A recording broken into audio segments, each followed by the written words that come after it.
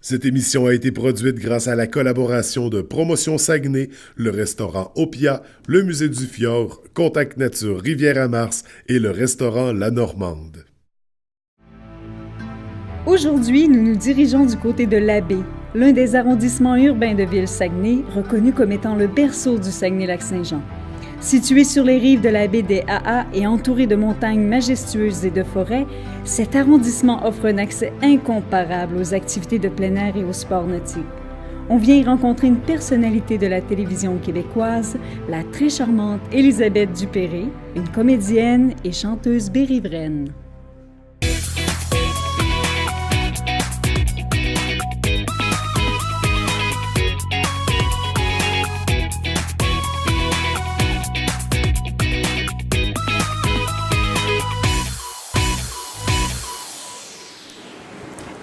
Élisabeth Dupéré, bonjour. Enchantée. Ça va bien? Oui, toi? Oui, ça va bien. Je suis contente de partager cette journée-là avec toi. Merci. Dans le fond, toi, comme beaucoup d'aspirantes au métier d'actrice, dans le fond, c'est que tu as quitté la région, ta ville natale, pour aller t'installer à Montréal, faire tes études et tout ça. Comment tu as trouvé ça, le fait de tomber dans une petite ville, puis d'arriver dans une métropole comme Montréal? Ouais. Ben, même adolescente, j'étais quand même en amour avec Montréal. J'y allais, j'avais une tante qui habitait là. Tante chez qui j'ai habité en arrivant là-bas à 17 ans. OK. Qui est la sœur de ma mère. Et c'est ça, j'étais en amour avec cette ville-là. Puis après, quand je me suis rendu compte qu'il fallait un peu que je m'en aille là, si je voulais travailler dans ce métier-là, ou du moins étudier pour commencer, ben, j'étais quand même contente. Oui, pour toi, c'était pas quelque chose, là, c'était pas un sacrifice, là. C'était vraiment, tu savais que tu allais réaliser une grande partie de tes rêves aussi. Oui, c'était pas... On dirait que j'appréciais encore plus le Saguenay quand je reviens maintenant. Ah oui? Quand j'étais jeune puis adolescente, un peu insouciante. Un peu pour acquis, hein? Oui, je le prenais pour acquis. Okay. Je voyais pas le fjord, je voyais pas... On dirait que j'appréciais pas... Puis là, tu reviens avec un regard nouveau à chaque fois, vraiment. ou un puis regard reposé. Je suis reposé. contente d'amener des gens puis de faire visiter ma ville natale. Puis... T'en es fière aussi? Oui, vraiment. J'aimerais que tu me brosses un peu un tableau de tout ça, là, de tes expériences par rapport à, supposons, tes personnages dans la télévision, tes personnages sur la scène aussi. Fais-moi un tour d'horizon. Un tour d'horizon? Ouais. Ben, quand je suis sortie de l'école, c'était plus des créations. Donc, l'école théâtre musical, ouais, c'est ça? De Lionel Groux. Parce que moi, je chantais puis je jouais, puis je voulais faire les deux, mais j'avais pas une préférence. Je tripais pas nécessairement sur la comédie musicale. C'était vraiment, je chantais et je jouais, puis là, il y avait une école qui faisait les deux. Puis là-bas, j'ai découvert un peu la comédie musicale. Sinon, c'est ça, les personnages... qu'est-ce qu'il y a eu? Beaucoup de créations quand je suis sortie. Il y a eu mon premier rôle dans un théâtre d'été, mise en scène par Joël Legendre, avec André Montmorency, Pauline Martin. OK. Ça, c'était Anne-Héloïse, qui était une jeune gothique qui parlait en alexandrin. C'était une super belle... Ça devait être amusant de jouer ce personnage-là. Oui, puis aussi, c'est que c'était la première fois que je jouais avec... C'est ma première fois dans la cour des grands que je disais, tu sais, mon premier théâtre avec des gens professionnels plus expérimentés. Fait que tu avais une sorte de fébrilité, j'imagine. Oui, puis on apprend beaucoup. Être à la hauteur aussi. Oui. En même temps, je commençais, fait que je me mettais pas tant de pression, mais c'était une belle expérience parce que c'était et théâtre et chant, donc on me faisait chanter aussi sur scène, fait que c'était vraiment super. Puis tu as aussi joué dans l'Auberge du Chien Noir. Oui, un petit rôle, mais c'était le fun parce que j'étais encore à l'école. Fait que c'était ma première année d'école. C'est des gros plateaux là, quand même là, au Québec. Là. Donc, c'était une série très, très, très écoutée aussi, qui a plusieurs années là, vraiment. à son compte. Ouais, donc, je faisais une chanteuse là-dedans aussi. C'était un peu un cadeau. Là. On m'a juste appelé, puis il n'y avait pas d'audition, rien. Fait que... Oui, là, d'aller répéter avec Renaud Paradis, tout ça que je connais maintenant, mais que dans ce temps-là, je connaissais pas du tout. Vincent Gratton, je me sentais petite. C'est intimidée un peu? Oui, j'étais intimidée. J'ai su que tu avais un groupe humoristique de musique, OK? Ça, j'ai trouvé ça bien particulier, j'ai trouvé ça super drôle parce que c'est attachant aussi, ça démontre un côté aussi, t'as pas peur de rire de toi non plus, de faire rire les gens aussi. Ouais. Fait que d'autodérision, je cherchais le mot, là, c'est vraiment... puis Ben c'est... de poêle. Tu parles de Ben de poêle. Exactement. Avec ton amie Maude Lapierrière. Oui. OK. Et puis ça, c'était du bonbon. Juste de voir un peu là, les arrangements que vous avez faits et tout ça. Puis là, ma question, c'est est-ce que c'est quelque chose que tu envisages de continuer, d'explorer cette voie-là un peu humoristique dans la musique? Ben, tu sais, Ben de poêle, c'est une espèce de concept qui est né d'une soirée... disons bien arrosée, mettons. Oui, OK, ça se comprend. Avec une amie, que ça faisait longtemps. Elle était dans ma classe en théâtre musical, ça faisait longtemps qu'on s'était pas vus, puis elle me dit ce soir-là, hey, je me suis acheté un guitare, j'ai fait venir ça, puis ça, c'est une espèce de guitare-piano. Puis elle dit, là, je joue un peu de guitare, puis là, moi, je dis, ah, prête-moi ça, cette guitare-là, moi, je joue du piano. Fait que là, je me suis mis à faire ça, puis il faisait comme moins 50, là. On était en plein mois de mars à Montréal. D'où les chapeaux de poêle. J'ai dit, moi aussi, j'en ai un, c'est ma grand-mère qui me l'a donné. Fait que là, il y a comme eu une espèce de melting pot de concept qui est né de cette soirée-là. On a mis ça sur Facebook, sur YouTube. Puis ça a fait un peu boule de neige. Les gens disaient, on veut un autre extrait, on veut une autre vidéo. Puis en fin de compte, est-ce que vous avez alimenté ça? On a alimenté ça, mais ça a duré, je pense, 2 ans, là, Ben OK. Poil, là, mais il y a comme eu un engouement vraiment terrible. Puis j'avais des amis qui étaient auteurs, compositeurs, interprètes qui disaient, tu sais, ça fait comme 10 ans là, que j'essaye. Là, Mais que... Puis là, vous autres, avez votre concept un peu drôle et absurde. C'est un peu choquant. Un peu choquant. Nous, on fait des trucs sérieux. Ouais. Fait que oui, de fil en aiguille, j'ai comme pas lâché le chant, mais on dirait que j'étais plus engagée à la sortie de l'école comme comédienne. Okay. Puis là, on fait « Ah, OK, tu chantes, ben on va te faire... Ton personnage va chanter. » Mais c'est parce que tu as plusieurs facettes, c'est ça qui est agréable. Tu as un large éventail de talents aussi, puis tu remplis tout ça avec brio en même temps. Fait que je pense que les gens sont juste « Hey, on pourrait y faire essayer ça. » C'est ça, et on le sait pas. Et, oh, bonjour! Bienvenue à la Normande. Merci beaucoup. Donc, un petit café, un petit jus. Un petit café, petit jus.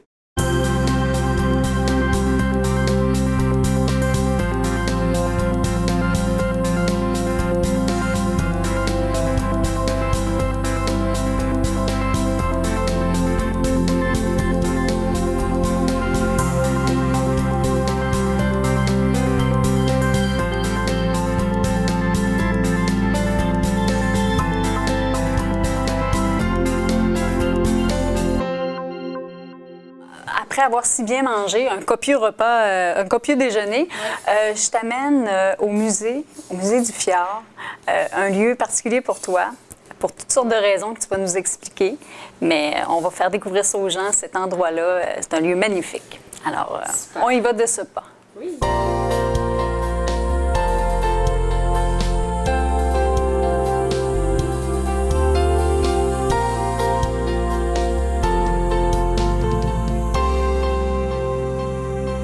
Est-ce que tu as vécu ça, toi, le déluge? Oui. Ouais. Nous, on n'a pas été toucher notre maison là, physiquement. OK. Mais beaucoup d'amis, évidemment, là, on habitait ici à Grande-Bay. Ont perdu leur maison. Puis, toi, tu avais quel âge à peu près en 96? C'était jeune quand même? J'avais 13 ans. Fait que, as-tu vécu je dirais un stress, c'est le banaliser presque, là, mais je veux dire, c'est un drame aussi, là. Parce que, je me rappelle, j'étais chez une amie, puis on voyait ça à la télé. C'est comme si c'était pas chez nous. Tu comprends? Okay. C'était tellement gros. Puis là, tu te promenais un peu, tu allais voir, puis OK, c'est vraiment ici que ça se passe. Aïe, aïe. Tu sais, à la télé, on voit ce qui se passe ailleurs. Ben oui, mais ça t'arrive pas à toi, là, quand ça arrive à la télévision. Exact. Là. Là, c'était particulier. Fait que Je me rappelle que la veille, on avait été un petit party d'amis, puis il pleuvait. On est capable comme ça de voir en quelle année il y a eu pour la première fois un mariage de Dupéré, en fait, sur l'ensemble du Québec. OK. Donc on voit 1758, donc, où on remonte au premier mariage d'un Dupéré. Donc on est capable de dire que c'est d'origine française, étant donné que c'est avant la conquête. Donc quand même, on est capable de dire ça. Très peu nombreux. 297 individus entre cette date-là et 1950.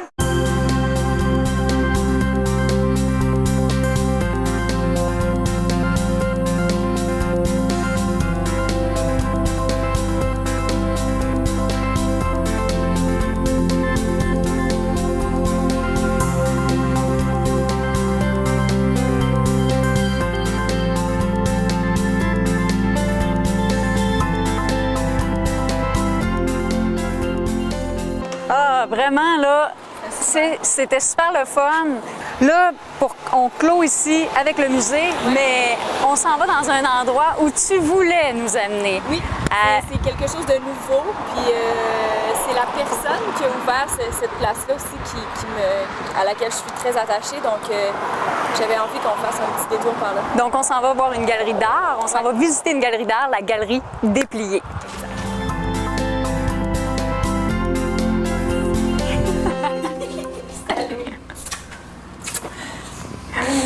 Bienvenue à la galerie Dépliée. Bonjour, comment ça va? Ça va bien, merci. Alors, merci de ton accueil ici, dans ta galerie d'art, la galerie Dépliée. Oui. Donc, tu souhaitais nous amener ici. Oui, tu sais, Annick, c'est mon amie d'enfance qui est vraiment à l'aise présentement. Mais c'est mon amie d'enfance qui a ouvert ça, cette galerie d'art-là. Puis je sais pas, à chaque fois que je viens, on dirait que j'aime ça, passer, faire un tour, puis... Ça me donne un prétexte de la voir. Oui, hein, c'est ça. Puis, c'est-tu des expositions qui sont à raison de combien de mois qui sont ici? C'est très variable. Là. Après 1 an d'ouverture, je suis encore en train de voir à ce mouvement-là. Je sais que ça bouge.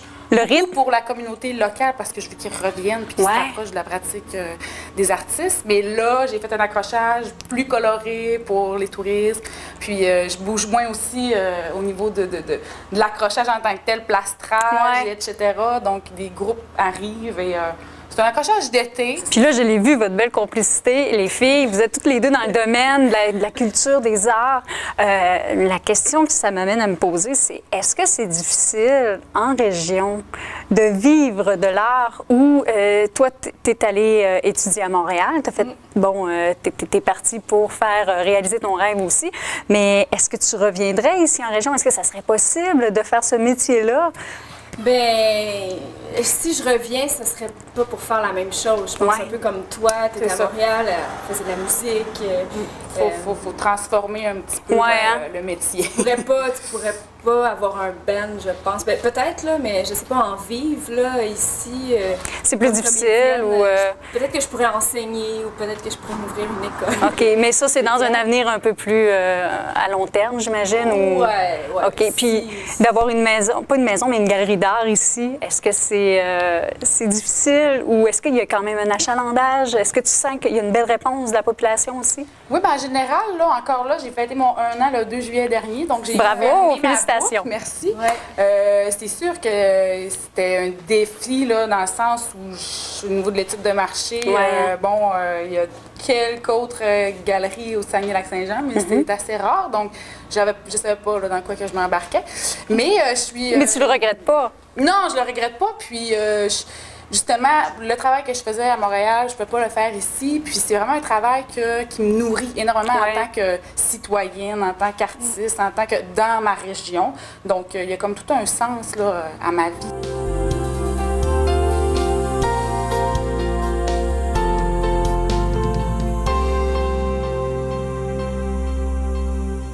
Alors, Elisabeth, moi, je sais pas, toi, mais moi, voir des belles choses comme ça creuse l'appétit. Ça peut donner faim. Oui. Et là, c'est moi qui t'amène quelque part. Okay. On s'en va à un restaurant que j'aime bien, l'Opia, ici à la baie. Fait qu'on y va maintenant.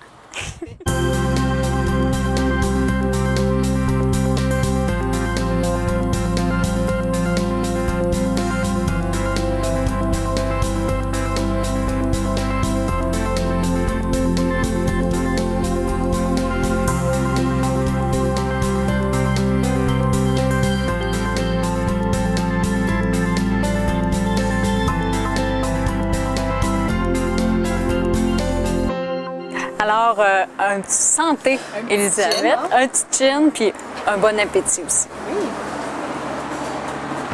La voilà. Bonjour, mesdames. Bonjour. Bonjour.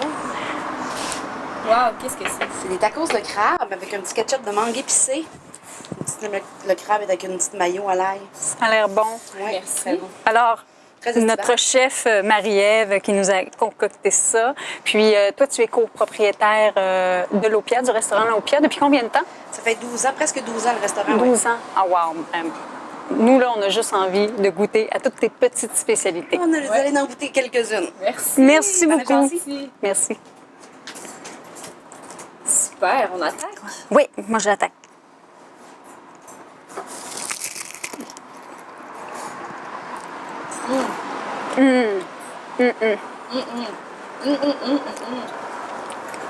Ah, c'est frais. Ça se passe de mots, hein? C'est très bon. Oui, c'est frais. En plus, c'est cute. Tu sais, on aime ça quand c'est cute. Belle petite présentation. Ouais. Alors, tu sais, Élisabeth, en me racontant tout ton parcours, en le visionnant aussi, quand on te voit dans les publicités, etc., dans les rôles à la télévision, on voit que tu réussis avec brio, puis c'est mérité aussi. Mais c'est quand tu as senti vraiment le déclic dans ta carrière, que tu t'es dit, ça y est, ce projet-là, ça marche. C'est Je pense que c'est la série web Comment survivre au week-end. Oui, où tu incarnais le rôle de Sophie. Oui. Je pense que ce projet-là a quand même changé quelque chose. On dirait que ça m'a inscrit un petit peu dans la map, là, sur la map. Ouais. C'était dans les premières séries aussi web. Je me rappelle quand mon agente m'avait appelé pour ça. C'était comme qui est une audition pour une série web, mais tu sais, je pense qu'il y en avait une. Tu pouvais pas te fier à des exemples? On savait pas du tout à quoi ça allait ressembler, on savait pas du tout si ça allait marcher, même en tournant, tu sais. Moi, je savais que quand j'avais lu le texte, j'étais comme, OK, si je suis pas prise, c'est sûr que je l'écoute. Parce que ça C'était intriguant, c'était intéressant? ça nous ressemblait, là. Ouais. Ça tombait pile dans tu sais, c'était féminin, puis c'était comme... Des jeunes femmes. Des jeunes femmes de la vingtaine qui vivent des trucs d'amour, d'amitié. Fait que j'étais vraiment pile le public cible. Fait que je me disais, si je l'ai pas, je l'écoute. Puis finalement, ça a été une expérience. On a fait ça 4 saisons. Tu sais, jamais non plus, tu sais, est-ce que tu vas avoir un contrat pour 2 semaines? Ou, tu sais, fait que ça a perduré dans le temps. Donc, puis ça s'est inscrit dans les séries web qui ont quand même marqué. Puis c'était les débuts, donc c'est vraiment une chance de faire partie de ça. Ça l'a amené à autre chose aussi, tu sais, juste le fait, on a participé à plein d'événements, les magazines, on faisait beaucoup de shooting mode pour ça. Je sais pas, ça m'a amené... ça a comme ouvert d'autres horizons, d'autres portes aussi. Ouais. J'ai été porte-parole pour certains événements aussi de mode, de designers québécois. Ça, avant, je n'étais pas vraiment touchée par ça. Puis on dirait que ça fait une différence à ce niveau-là aussi, une espèce de conscience là, d'acheter québécois. Mais est-ce que tu as...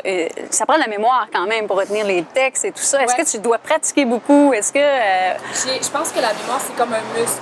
Fait que plus tu apprends les textes souvent, plus tu es habitué. Fait que c'est pas... Moi, je sais qu'il y a certaines personnes, peut-être en vieillissant, ça va changer aussi, là, que c'est comme, moi, m'asseoir, puis apprendre ça par cœur. Mais je pense que quand tu comprends bien l'œuvre, quand tu comprends bien ton personnage, quand tu comprends bien l'histoire, la scène, les enjeux de ce que tu as à jouer, on dirait que souvent, si c'est bien écrit, en général, on dirait que ça s'apprend facilement. Ouais. C'est pas comme à l'école là, que tu dois transcrire du par cœur, puis faut le vivre aussi, puis... Ouais, ça coule de soi. Fait que même un Molière que j'avais fait, ça n'avait pas été difficile à apprendre nécessairement. Pour faire un peu le tour là, concernant ton métier aussi, moi, je me posais la question. Je sais qu'il n'y a pas de secret, qu'il n'y a pas de formule magique nécessairement dans ce métier-là, mais selon toi, selon Élisabeth, c'est quoi la clé de la réussite?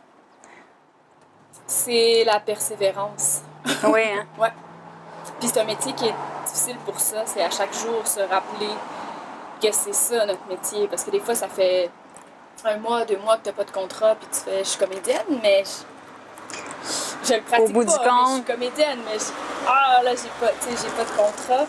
Fait que c'est la persévérance, puis toujours c'est tough sur la confiance en soi, parce que c'est beaucoup de non, c'est beaucoup d'auditions.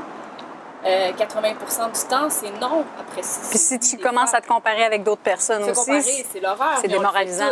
On le fait tous. Puis mon chum, il est dans le même métier. Puis quand lui, il le fait, je fais hey, rappelle-toi qu'il faut pas le faire. Puis moi, je le fais. Puis fait mais c'est bien que vous soyez deux dans le même domaine pour vous épauler en même temps, je pense. Il y a plein de côtés positifs, je pense, à ça. Puis les deux, on est conscients du métier. Puis on s'aide beaucoup là-dedans. Mais c'est ça, je pense que c'est la persévérance, puis de continuer, ça a l'air cliché, mais de continuer d'y croire tout le temps.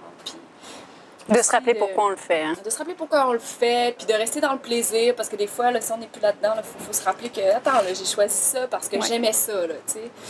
Puis, je pense que de faire des créations, je pense que de se faire travailler aussi, tu n'attends pas après le téléphone, puis quand le téléphone sonne, ben, ça fait pas comme 6 mois que tu n'es pas sur scène, tu sais, de continuer d'être actif créativement. C'est super important. Moi, je trouve que on fait vraiment un beau tour d'horizon de ce que tu fais, mais de ce que tu es aussi. Ouais. Puis là, maintenant, on termine ça ici à l'Opia, le restaurant l'Opia. On a été très bien reçus. C'était savoureux, c'était délicieux. Ouais. Et là, je t'amène à quelque part pour sortir de ta zone de confort. OK. On s'en va dans un lieu d'activité de plein air. OK. Contact Nature Rivière-à-Mars. Et là, il y a des activités qui nous attendent. Parfait. Alors, on se lance dans l'aventure. Super. Merci. Merci à toi.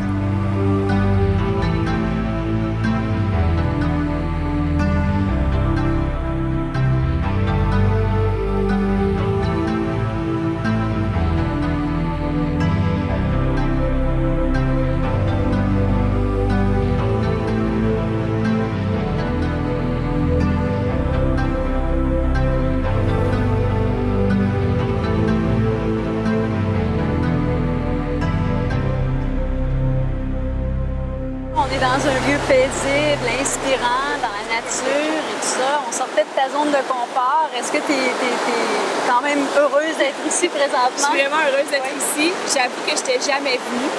On dirait que c'est un trésor caché et c'est à côté d'où est-ce que j'habitais. Des fois, il faut juste sortir de chez nous pour revenir pour voir que finalement, il y avait des choses qu'on...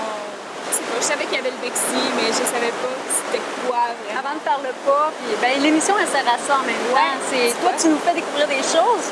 Nous, de notre côté, on va essayer d'aller chercher des petits, comme tu dis, des petits trésors cachés. Ouais. Puis, toi, là, dans le fond, là, c'est quoi tes projets? Là? Tes projets, je planche fort parce que là, j'ai été très occupée. Fait que là, on avait de la misère à... Mon chum et moi, on écrit un théâtre musical. OK? Lui, il écrit le texte. Moi, je compose la musique. On essaie de faire vraiment un concept qui n'existe pas, qui est différent par rapport à des choses qu'on a vues, qui nous ont inspirés, qu'on aimerait explorer.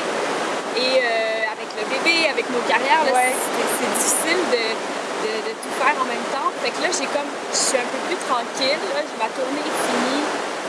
Je sais pas si je vais retourner un peu dans Mémoire vive, on verra. Mais OK, t'es pas certaine de ton personnage. Je sais pas. T'es certaine que tu sais pas? Je suis certaine que je ne sais pas. Alors là, je vais en parallèle avec mon rôle de mère, que je vais plus profiter de ma fille. Là, je vais essayer de me trouver plus de temps pour composer vraiment. Parce que sinon, ça va se faire dans 10 ans. Puis, on essaie vraiment de se concentrer là-dessus. Fait que ça, on peut surveiller ça dans les prochaines années, j'imagine? Oui, j'espère. J'espère, oui. Ah, c'est le fun. Ouais. En tout cas, on va continuer à tuer. Puis, encore des auditions, encore des pubs. C'est ça, tu vas plein de choses à là-dedans. Puis, puis peut-être une famille qui va s'agrandir. Qui sait? Je ne sais pas trop. On te souhaite le meilleur. Merci. Alors, peu importe la décision qui va s'en suivre, on te souhaite. De toute manière, tu es très bien parti. Tu es quelqu'un de dynamique, tu es quelqu'un qui met beaucoup d'énergie dans ses projets, puis ça te réussit bien. Merci beaucoup. C'était une super journée, vraiment. Merci à toi. Vraiment, j'ai beaucoup apprécié ma journée avec toi aussi. J'ai appris à te découvrir, mais en même temps, j'ai appris non seulement ton parcours, comme je le disais, mais la personne que tu es. Puis je pense qu'on s'en est suivi une belle complicité. Ouais. Ça, je t'en remercie pour ça. Oui, vraiment. C'est parce qu'on vient du Saguenay. Exact. Puis on est du bon monde. C'est ça.